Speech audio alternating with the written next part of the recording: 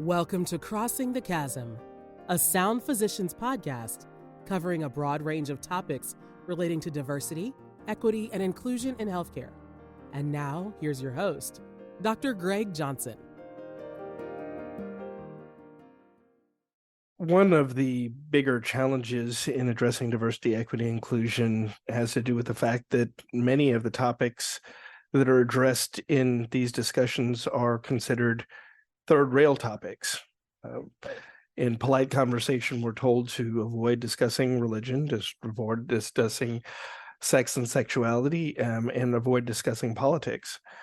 And while there may be some validity to that in terms of pushing specific agenda items, our opportunity in not only this podcast, but exploring diversity, equity, and inclusion is really about reinitiating these conversations and ensuring that people can hear each other and ensure that there's specific dialogue.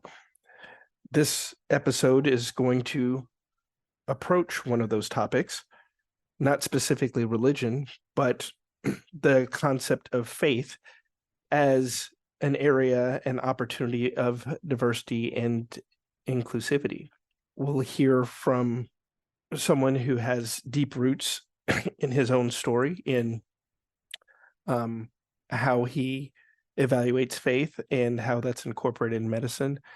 And apropos of this particular podcast, how that fits into an inclusive discussion of and a holistic approach in terms of patient care. So join us for furthering the conversation regarding faith and medicine here on Crossing the Chasm.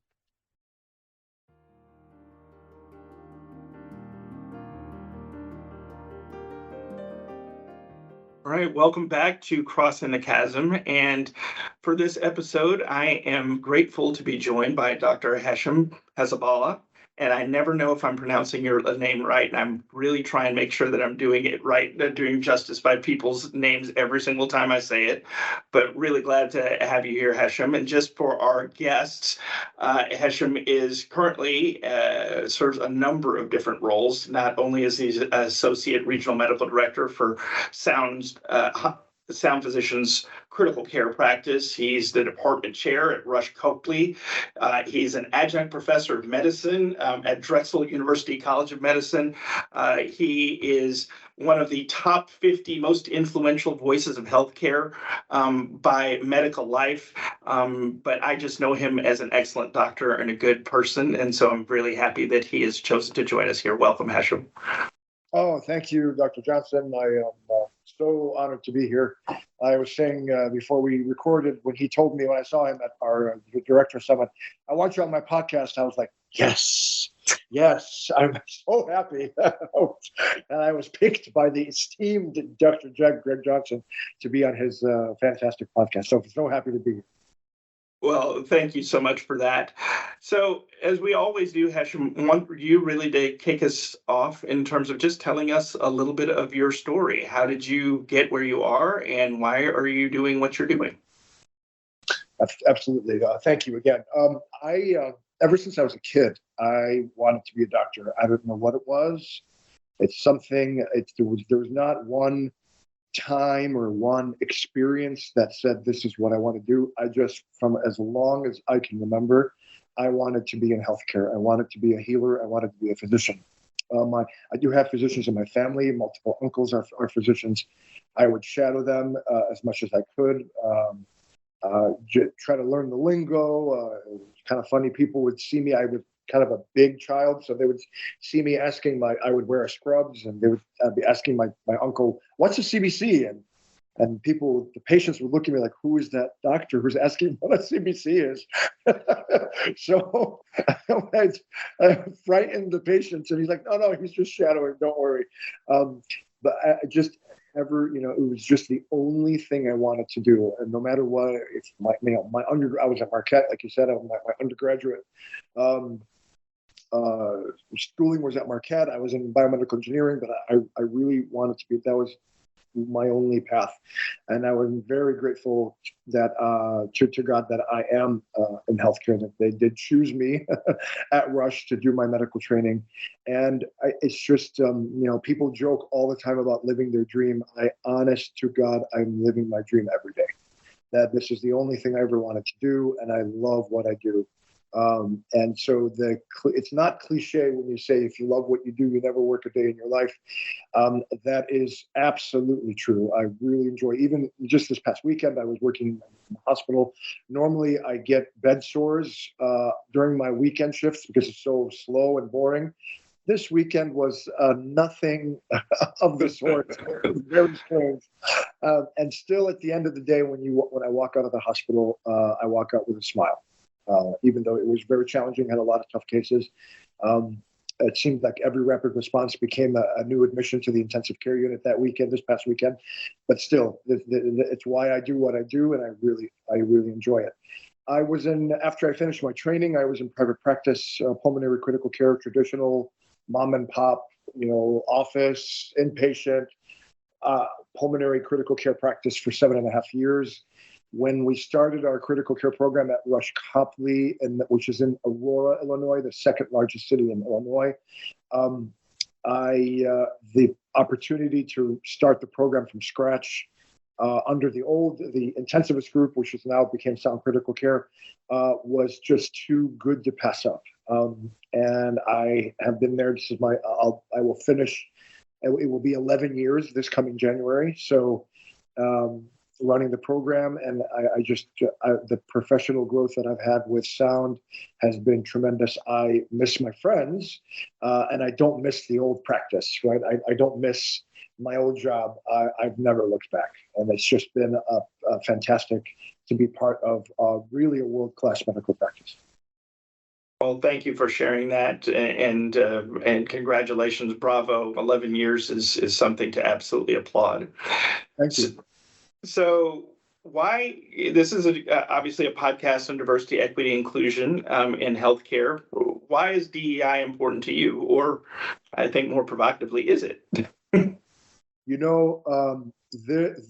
current events and foreign affairs have I think really brought home the importance of diversity, equity, inclusion, because in this day, and I think right now, we have the blessing and the ability to be at a distance of what's happening, even though the passions are very high.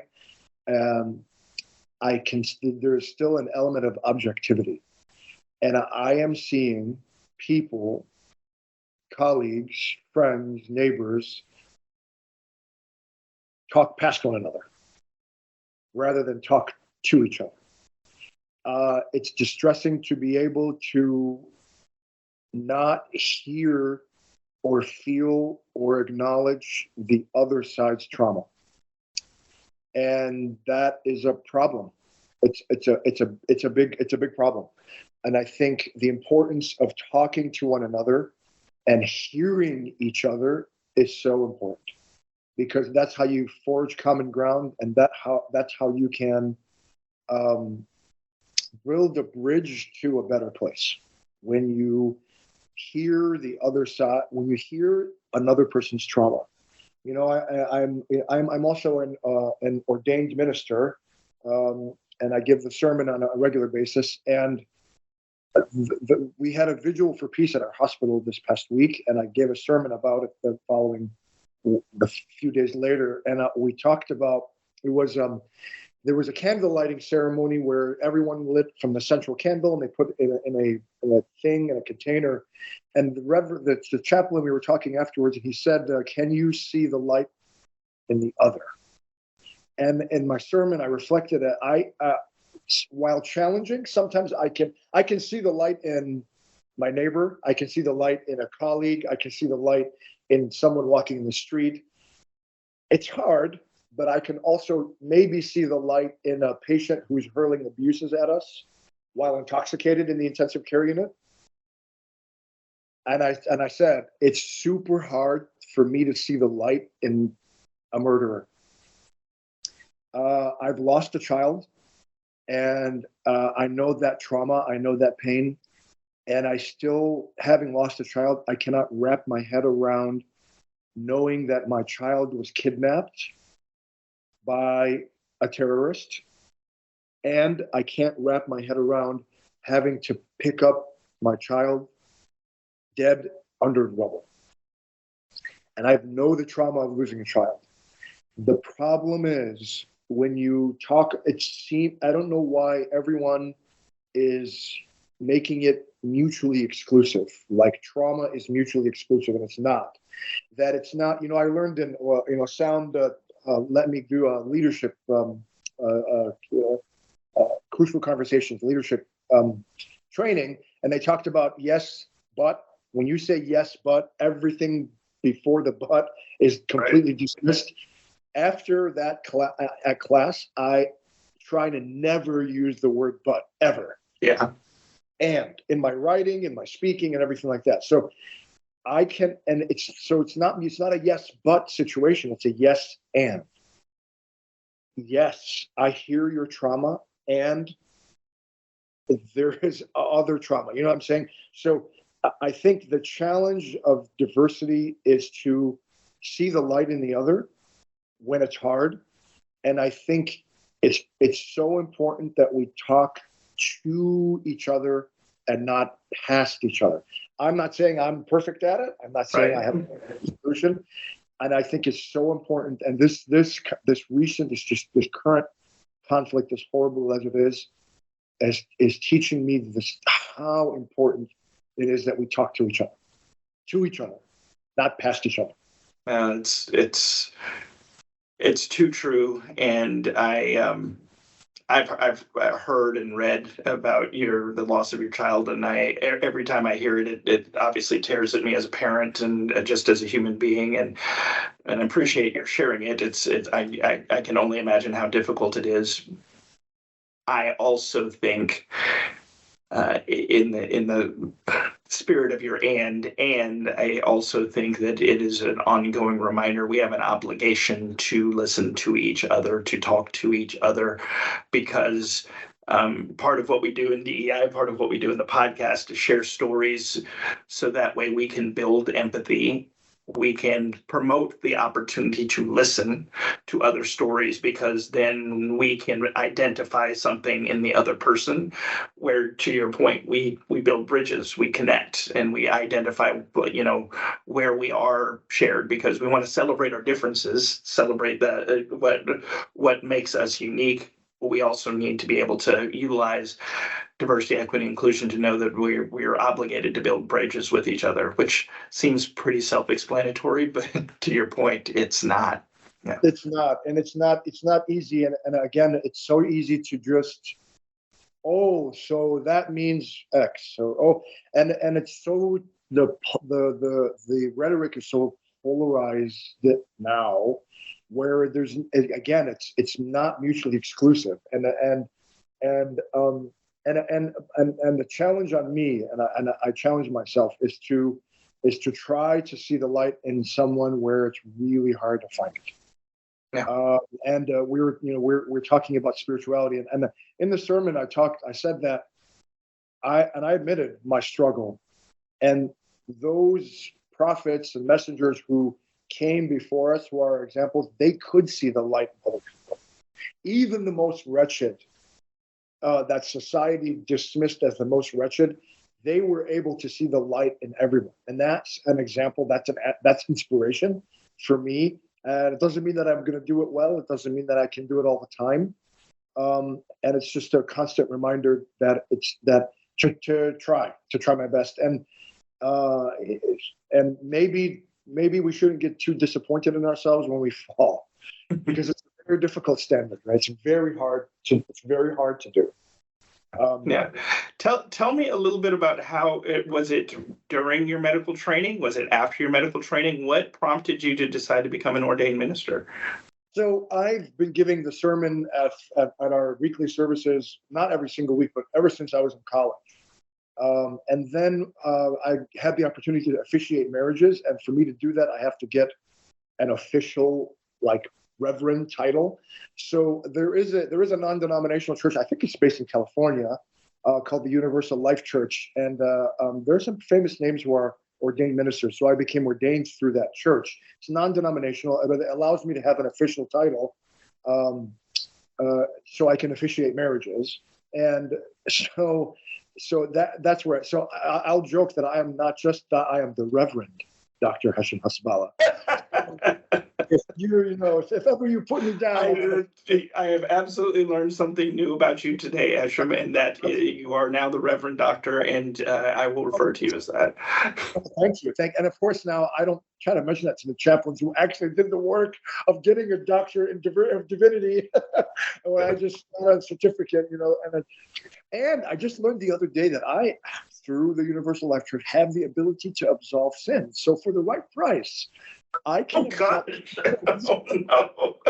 Maybe a private jet show, maybe tickets, maybe a couple $1 million. Oh wow! Wow! So, in all seriousness, I think the spiritual, the religious devotion has always been important to me. My success I devote to the divine. I am not perfect. I fall short of my devotion all the time. At the same time, I would never be where I am without the Lord and His blessing and His grace. So I try to pay that back. I try to pay that forward as much as I can by living a life of righteousness as much as I can, helping people as much as I can. And in the intensive care unit, it is the most vulnerable time for these patients and their families. And it's an opportunity. I say minister to them, and it really is, but it's not like imposing a religious belief, but it's an ability to help people at their most difficult and speaking their language. So many people speak the language of faith, especially when they are facing critical illness. Their families and the patients themselves, if they're not, comatose or ill or intubated or whatever. And I see a lot of physicians are uncomfortable with the language of faith, and I'm not. Right? They'll use it against me sometimes, and I'm like, we're believers, and I'm like, so am I. So I think it really helps enhance our practice when I'm not afraid of the language of faith. Well, I'm sorry. Please continue. No, I'm in that same framework is what I was trying to say. Well, and I think the podcast itself is touching the third rail. You're not supposed to about race, politics, or religion, but the simple fact of the matter is that, and you've written about this. You wrote an article a while back about doctors should not shy away from faith, and I'm very interested, particularly in not only the political environment and sort of the world political environment we're in, but how does one walk that fine line where it doesn't necessarily become proselytizing, but really just focusing on the need of the person and the person in the bed or the family that is dealing with a loved one who is, in your instance, most commonly critically ill and potentially mortally ill. Right. It's speaking the language, being the same frame of reference. The specifics are different. Every religious tradition has its own specifics, and I think all of us have in common a belief in the divine, or the worship of the same God, of the one God, that is the God of humanity. And I think that's where we start. And I don't go into the particulars because I have enough to work with, just in the belief of the divine. And so I know, and I tell them, God does all the work. I just fill out the paperwork as the physician, right? So when I'm comfortable in that space, and I tell them, so for example, someone who I don't think we should resuscitate in case of cardiac arrest, because all I'm going to do is break their ribs and harm them on their way out. I'll tell them, if despite everything that I'm doing, your loved one's heart stops, that's God calling you home, or calling them home. And who am I to stand in the way, breaking their ribs? They recognize then that I get it, that I'm not intimidated by their belief. I'm not dismissing their belief. I'm telling them, yes, I'm a believer too, and the Lord has laws. And in this situation, especially brain death, for example, heart's beating, yeah, but it's not life. And I tell them, the Lord has laws. There are laws, and the law says he's passed away, and now it's just to let him suffer, no longer suffer. And I during the pandemic, I've told them there are things that are worse than death. Yeah, for sure. Worse than death, and the pandemic taught me that. So being able to be comfortable in that space shows them that they're not, there's someone that's not intimidated, not scared, or not dismissive. Because a lot of times to be dismissive, oh, okay, you're one of those, right? No, I'm trying to heal you, and I recognize my own limitations. It allows humility for me, because there's a lot of people in our field who think they are divine. And because of abilities, very true. Absolutely. And the divine tends to show you you're not divine, and that would be a tragedy that you would harm a patient through that lesson, right? It's one of my rules in the ICU. I have a book out called How Not to Kill Someone in the ICU, and one of my rules is your ego can be dangerous. So it would be a tragedy for you to harm a patient because of your ego, and the divine teaching you a lesson on the back of your patient, right? Even though I don't think it would punish that person, but still, I think it allows me humility to know that I have my ability. I'll do the best I can, and I recognize that I am not divine. That life and death is not in my hands. And I really feel in my heart of hearts when they hear a physician saying that, it makes them more comfortable, that they understand, and then we can help mitigate the suffering of the patient. Because the last thing I would want for myself or my family is to go out of this world with someone pounding on my chest. Yeah, no, I definitely understand and agree with that. Share with me and the listeners. You mentioned the discomfort of introducing that concept of spirituality into the bedside, and knowing that there again are diverse views around spirituality. Why do you think people are challenging you on bringing that into as part of your practice? And and can you also share what a patient's view of the benefit of doing that?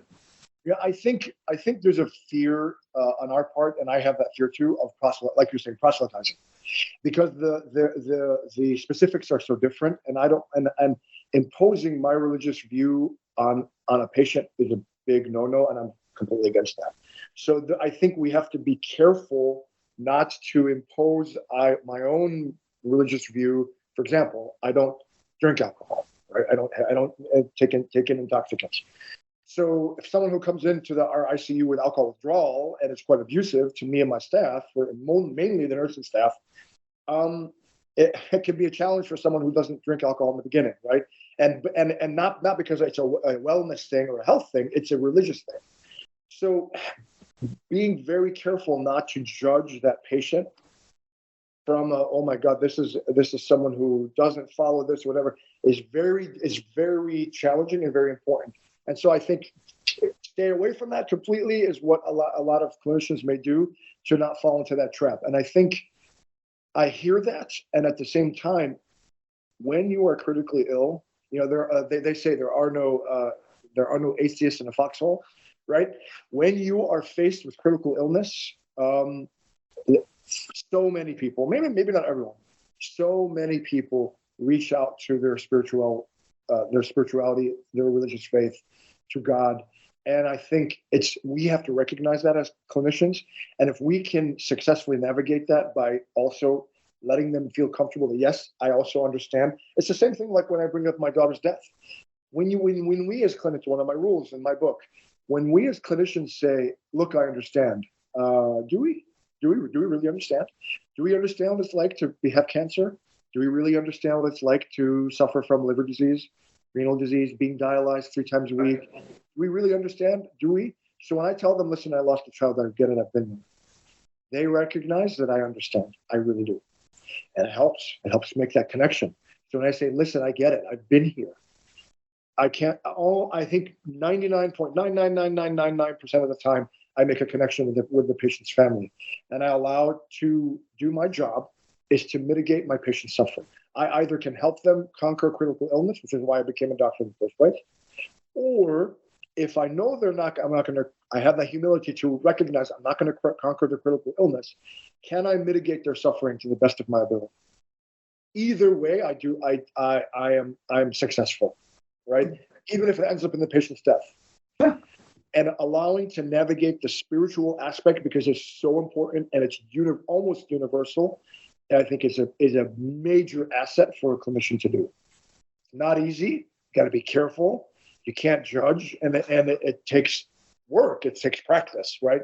It's a medical practice, right? It takes practice, and I think if we can do it right, it will have tremendous benefits for our patients. Absolutely. Jay, I see you eagerly waiting to enter the conversation. And Jay, for those who've listened for a while, and I know Hashem has both listened and now participating, but Jay always waits in the wings just long enough, but then he jumps in with his questions. So I want to give him time and space. Well, thanks, Greg. And thanks, Hashem. So I guess my question I'm wondering is, we're talking about how, your faith informs you as a clinician, as how you treat your patients. But I do kind of wonder also, how does your faith inform you with, your relationship to your colleagues, to having a staff, the nurses, all those things, because, I think it's really kind of being a healer and working the patient, physician relationship is very unique. But I think, at the same time, we're dealing with all sorts of people, and your faith isn't only on that side of your work life, but in all facets of your life, I realize. So I'm kind of curious to see how that informs you as a colleague and as a boss, all those kinds of parts of being a doctor. I'm so happy you asked that question. That's so important. Again, I talk about the ideal or the standard, and I recognize I fall short of that standard every day. And at the same time, my faith informs me that I am not God. One of the things I prayed for when I got into medical school is that, Lord, don't ever make me think I'm you, because that would be devastating. And I think that permeates every aspect of my professional life, and that I have to be fair, because I am going to face the Lord and be accountable for my actions. So I have to be a fair boss. I have to not be arrogant, try to listen and include and stand up for my team, the nursing staff, my physician colleagues, other colleagues in the medical staff, and try as best I can. My family will dispute that I'm good at it at home, and at the same time, I'll try to exude a sense of humility as much as I can, while leading. Right, being the servant leader I think resonates deeply with me. So I really try to be as fair as I can, try to be as nice as I can, having good character as best as possible. Again, my family will dispute that I'm that at home, and at the same time, it's something that it's a lifelong journey. It's a lifelong challenge to try to live those values as best as I can, which is one of the reasons why I write, is because if I write it, I have to live it. Okay. So if I don't live it, I'm not going to write about it. The same thing about my preaching. If I don't try to live it or live it as best as I can, I'm not going to preach about it. I'm not going to, because I cannot stand there and tell others to do what I don't do myself. In fact, our scripture says so. Why do you do what you do not say? Or why do you say what you do not do? Rather, it is a big thing to God that you say what you don't do. So I think it keeps me honest as a person that I write. That's why I do it. So it keeps me honest. And I think and it's an ongoing challenge to try to live up to those standards as best as I can. Not always good at it, but I'm trying. I think what I'm grateful for is that I'm not held to that. I am. What's important is the journey, not the end, because the end of perfection is never going to be an end. Yeah, for me, as a human being. The journey is what I'm being rewarded for, what I'm being held accountable to, and I think that I'm grateful, because if it was about the end, I would never be successful. No, thank you for that. Usually at this time, since I've asked you to do all of this, I turn to the guest and say, "What question do you have for me?"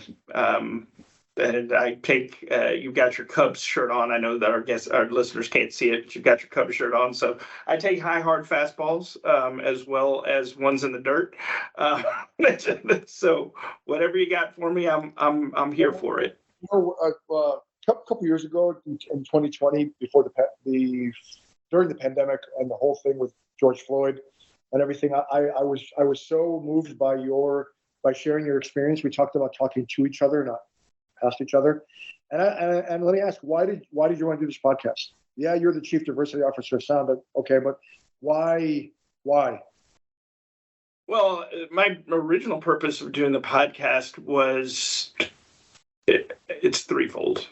And I don't think that I've really changed in that time. I think number one is that it's an opportunity to educate. Similar to you, the part of the reason I got into medicine was, I tell everybody that will listen, this is the greatest profession on the planet because you're a healer, but yes, you get to heal bodies, but to the point that you've done, and you've done it to a greater extent, you are a minister, you are an educator, you are, in many cases, you're a nutritionist, you are a counselor, you can be really whatever you want to be, and that can be magnified. And I come from a family of educators. My father was a physician, but my mother's family is deep into education, and having the opportunity to educate people on important topics that I think are underserved.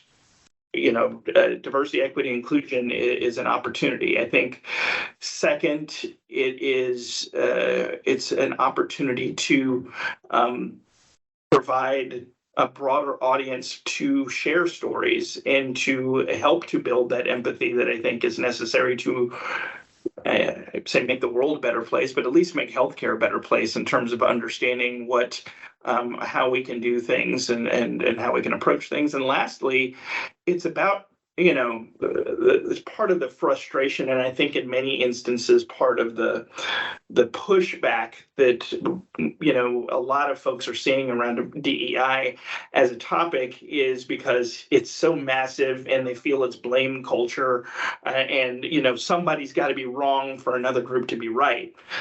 I completely disagree with that principle and understanding the part that you stated. Trauma is trauma. We need to be able to discuss it. And more importantly, we can then begin, once we have it discussed and we understand the problem, we can then focus on solutions. And the proudest aspect that I have of this podcast is really less about admiring the problem and more about what are practical things that you, me, Jay, any of our listeners can just leave the podcast and go do, because we're not, it's always about the 1% better every day. And if we can do that, and this podcast is a vehicle to do so, then by all means, I can do it. I mean, absolutely. You couldn't be more right. I think we're too, as physicians and clinicians and healers, I think we're held to outcomes, and sometimes we're not going to reach the outcome, or right. The outcome is the wrong measure, right? It's how can we make everything better, a little bit better? How can we become voices for good, right? In the current situation with the Holy Land, how can we lend ourselves to be voices for peace beyond the conflict now? And how do we do that? I think a little bit of good at a time is something all that we can ask. And like I said, I'm super psyched that you included me in this conversation. I really am. Well, I'm again remain grateful that you're here and being part of the solution and dialogue, because I think, at the end of the day, the challenge of discussing religion or spirituality is exactly that. There are people with very firmly held beliefs, and around what is right and what is wrong. What you articulated, and certainly has been my experience at the bedside, is, and we discuss it in DEI circles, right, is cultural humility, but recognizing that there's an obligation as a physician. We have to meet our patients and their families where they are.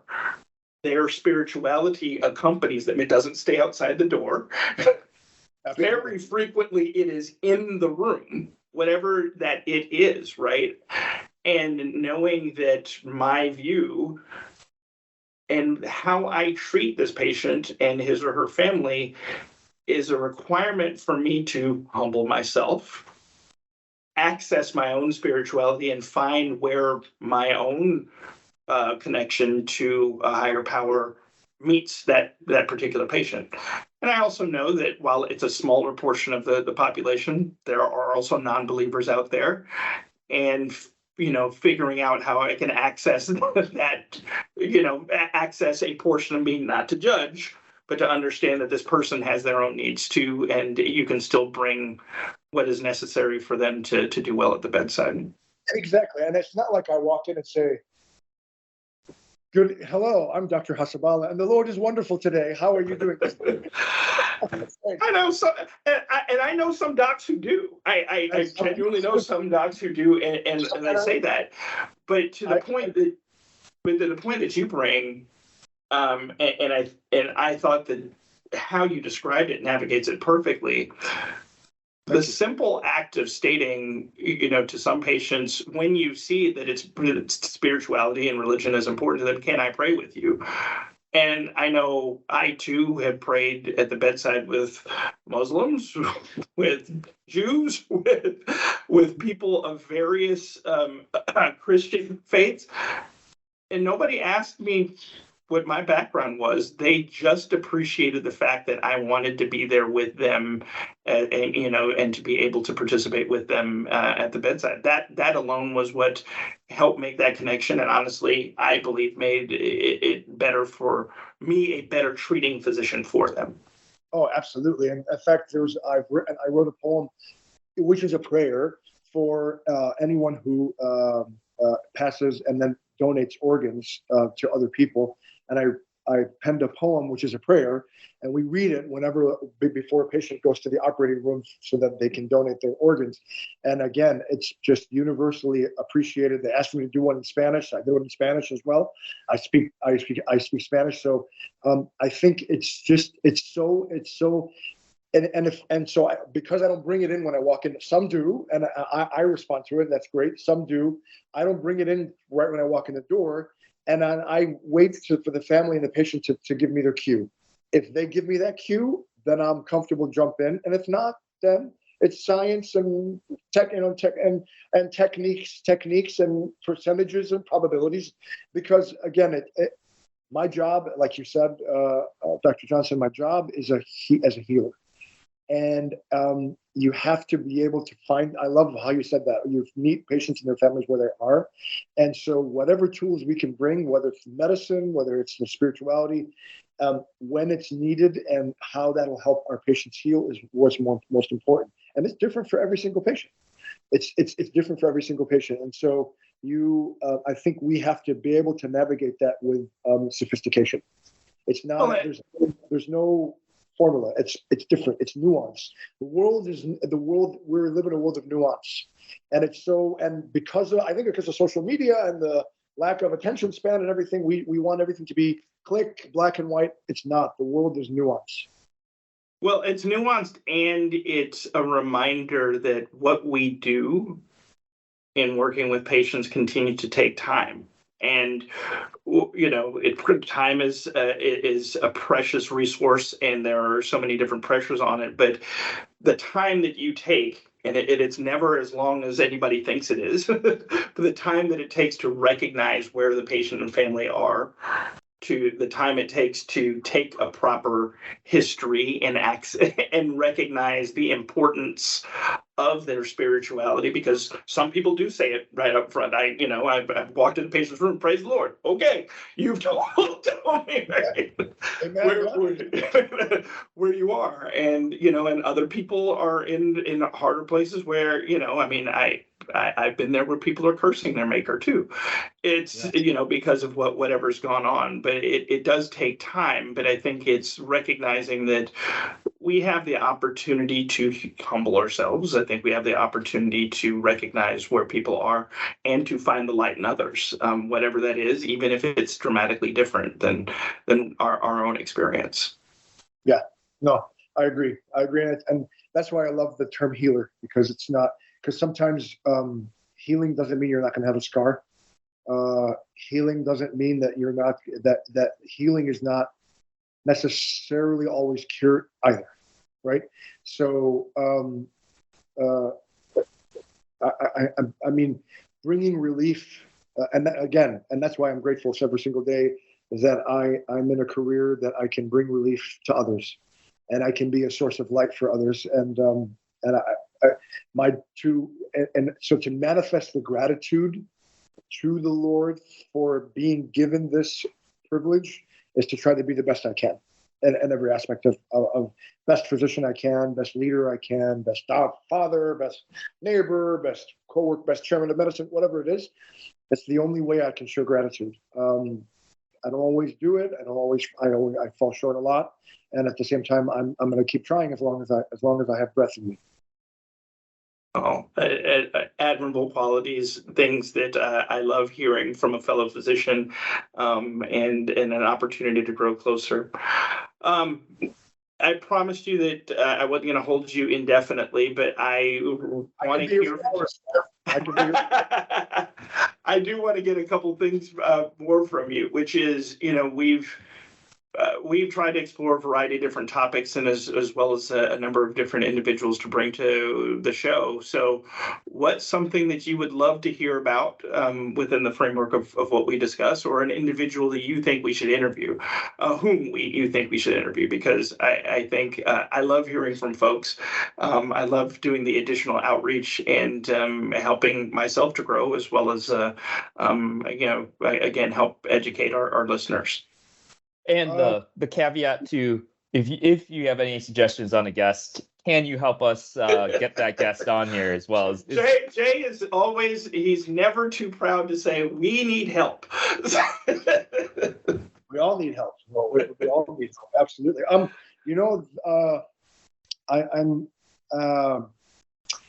two people come to mind. The first is Dr. Omar Latif. He is the system CEO of Rush University Medical Center here in Chicago. He and I were co-fellows, so he's my brother from another mother. He is it's so important to him for him to track. He's Rush and Rush in general, him in particular, are on a mission to cure the disparity, and it's a striking disparity in life expectancy from Streeterville, which is a mile and a half north of the west side of Chicago, where you'll have a life expectancy in the 70s. And I think it's like 16 years or something like that shorter in the west side of Chicago where Rush is. And trying to heal that disparity, and the things that he did during the COVID pandemic that Rush did that stood out, that got national attention. I think that hearing what he's doing and his perspective and point of view would be really fantastic, I think, and I'm happy to facilitate connecting you with Dr. Latif. And there's a colleague of mine. He's a co-editor at Medical Life. His name is Gil Dash. He is in the digital health space. He's not. I don't think he's a physician. I think he's. But he's an army medic in the Israeli army. He helped enemy soldiers when he was, I think, deployed. I think in the 1980s. I've been on his show, Health Unabashed. I think he would be a very interesting. In fact, I would love to be on with him. I'm not trying to get more space on you. That's okay. We like that too. I think I would love to have he and I talk about what we talked about, not talking past one another, and getting his perspective on not only digital health, but also he's also a chaplain, and he ministers from the Jewish perspective. So I think that would be a really cool episode. And I'm happy to facilitate putting us all into contact. We will take you up on that. We've been discussing getting more than just the one-on-one to add some additional dialogue, and so it's an interesting thought, and we will absolutely take you up on it. Oh yeah, and if you want to co-host, I have officially applied. Awesome to hear. Awesome to hear. Well, Hassam, thank you so much for being here. This was a fabulous conversation for me. I enjoyed not only listening to your perspective, but the energy and the vulnerability with which you spoke. And I look forward to having you back on. I think you've pretty much guaranteed yourself coming back on as a repeat guest. Fantastic. Go Cubs. Go Cubs. All right. Take care. Take care. Thanks so much. Thank you for joining us for Crossing the Chasm, a Sound Physicians podcast. Make sure to subscribe to Crossing the Chasm wherever you listen to podcasts. Sound Physicians is a multi-specialty medical group committed to improving quality and reducing the cost of healthcare for patients in communities across the country. Learn more at www.soundphysicians.com.